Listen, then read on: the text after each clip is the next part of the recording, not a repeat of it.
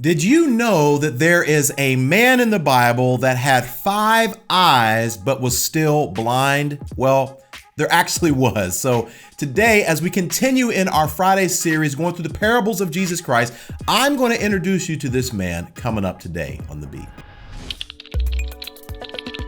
Hey, my friend, welcome back to The Beat. My name is Alan Parr. Thank you so much for tuning in. If this is your first time here, it's a pleasure. If you want a free ebook, click the link in the description box below. If you enjoy this video, consider subscribing. Hit that little bell notification so you won't miss a beat. Okay, so it is Friday, and last Friday we started a new series going through the parables of Jesus Christ. And I know what you're thinking. You're like, man, this is a strange title for a video. Who is this guy that had 5 eyes and was still blind? Well, I'm going to introduce him to you as we're going to look at the parable of the rich fool in Luke chapter 12. So let's jump in. Now, as I said last week, it is critical every time that you study a parable to look at the context in terms of why Jesus spoke this parable to begin with. And if we look back a little bit in chapter 12, we will see that Jesus was teaching to thousands of people that were gathering around to try to hear his teaching. And so out of nowhere, in the middle of his teaching, while he was teaching, some guy just shouts out in the middle of the crowd, and he's like, hey, Jesus, can you tell my brother to divide the inheritance between us? And Jesus' response, it sounds like he's being kind of rude, because he's like, hey, yo, man, who appointed me to be a judge or an arbiter between you and your brother? And Jesus wasn't trying to be rude. He was basically just saying, hey, I didn't really come for that. That's like not the reason why I came. They have civil courts to decide different disputes that you have on these different little civil issues. That's not really my purpose. But while I'm here, let me address the spirit behind your question and address this issue of greed or selfishness. So let's pick up the story in verse 15, as I can see 5 very key lessons that we can learn from this text. It says here, then he said to them, watch out, be on your guard against all kinds of greed. And so the first lesson that we learn is that we need to be very aware, or beware, if you will, of greed. And what we mean here is the society in which we live in right now is set up to cause us to never be content with the things that we have. We always want more clothes. We always want more power. We always want more possessions. We always want more money. We want a bigger car. We want a bigger house. We want to always get ahead. And that's exactly the way the enemy has set up our culture to cause us to always want more, to always be attracted to the newest thing, the newest iPhone, the newest technology or whatnot. And if we're not careful, we will constantly be allowing our desire for something else to circumvent our desire and our commitment to Christ. As a matter of fact, Jesus said that the deceitfulness of riches is what can tear us away from serving God. So the first lesson that we need to learn here is that we need to be very careful that we're not always looking for something else, because the Bible is very clear that we will never be content as long as we're chasing after more and more.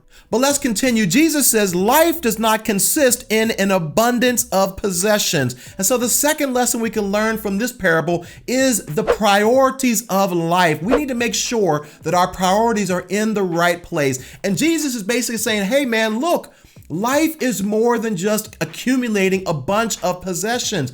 Real, true life and true joy is about relationships and laughter and family and creating memories and making an impact on other people and actually making being a person of significance in this world. That is what life is all about. You can have all of these different possessions and have all the things that you think is going to make you happy, when in actuality is not going to make you happy. Some of the people that are the most miserable in this world are the people that have the most possessions. And some of the people that are the happiest and most filled with joy are the people that don't have a lot, because they have learned the true secret of joy and contentment, which is that it does not consist in the abundance of things that you have. Now, the third lesson is super important, and that is this. We need to remember that we are mere managers and not owners of what we have. Now, this is finally where I'm going to teach you about this guy that had 5 eyes. Notice what it says here. And he told them this parable: the ground of a certain rich man yielded an abundant harvest.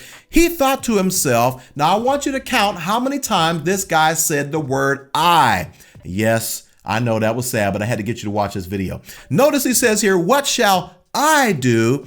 I have no place to store my crops. Then he said, this is what I'll do. I will tear down my barns and build bigger ones, and there I will store my surplus grain. Do you see this man's problem? It's the same problem that many of us deal with. We have an eye problem. We have 5 eyes that we count in this passage of scripture, and yet this man was still blind to realize that God was the source of all of his blessings. I want you to notice once again, it says the ground of a certain rich man yielded an abundant harvest. It doesn't say that this man got everything because he worked hard, because he was smarter, because he made all the right decisions.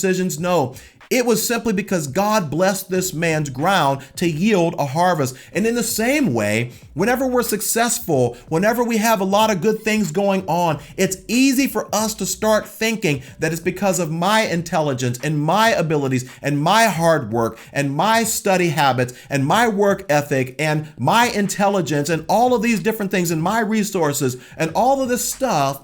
And we don't realize that we really don't own anything. Everything that we have was given to us by God. God is the source of all of our blessings, and we are merely managing the things that He has given us. And the fourth lesson we can learn here is a huge one, and that is this: don't spend more time planning for life before death than you do planning for life after death. I want you to notice here what he says. He says, and I'll say to myself, you have plenty of grain laid up for many years. Take life easy, eat, drink, and be merry. Listen, this guy's total focus was on creating a nice, easy life for himself so that when he got later on down in life, he could just take a break, take it easy, drink, and be merry. And my friend, that is the American way. That is where most people are trying to get to. That's where most people are focusing all of their time and all of their energy on, which is, I want to lay up a whole lot of money for retirement so that when I retire, when I'm 55 or 65, I can just travel, I can have leisure, I can enjoy my life, I can enjoy my grandchildren, and I can just have an easy life. And what Jesus is teaching here is to be careful not to spend so much of our time trying to focus on life before death, which at most will be 70, 80, maybe 90, maybe even 100 years, when we ignore or neglect life after death, which could be all throughout all eternity. Matter of fact, I heard a great analogy not too long ago about what eternity might be like. And this may not be actually right at what it's like, but it may help you get a feel for how long eternity is. Let's say when we get to heaven, you take 1 grain of sand every single year that you're in heaven and you throw it into the ocean. After you get done taking every single grain of sand from the seashore and throwing it into the sea every year, you will have been in eternity for 1 second. My friend, that is how long eternity is. And because of that, we should focus more of our time and energy on planning for life after death than we do planning for life before death. Now, the entire point of this parable is actually found in the last verse, and that is this. This is how it will be with whoever stores up things for themselves, but is not rich toward God. God does not have any problem with us being rich, being wealthy, having things, enjoying possessions, having big cars, having nice houses. He doesn't have any problem with that. But what he does have a problem with is whenever we are rich towards ourselves and not towards God. So my friend, I want to end this video with this. How are you doing in your giving towards God? How are you doing in your giving to your local church? How are you doing towards supporting the things in this kingdom that will help grow the kingdom, that will help get other people to come to a saving faith in Jesus Christ? How are you doing in investing your time, your talents, and your treasures of your own personal life into things that will be eternally making an impact on someone's life rather than simply an earthly impact? Whenever we are rich towards ourselves and not rich towards God, my friend, that is not the will of God for our lives. So my friend, do not be like this man who had an eye problem. He had 5 eyes, but yet he was still so blind to see where he was off track. If you found this video helpful in any way, feel free to share it with a friend. Also, if you haven't done so already, I would love it if you would subscribe. Check out some of the other videos on this channel. Thank you so much for watching. I'll see you next time on The Beat.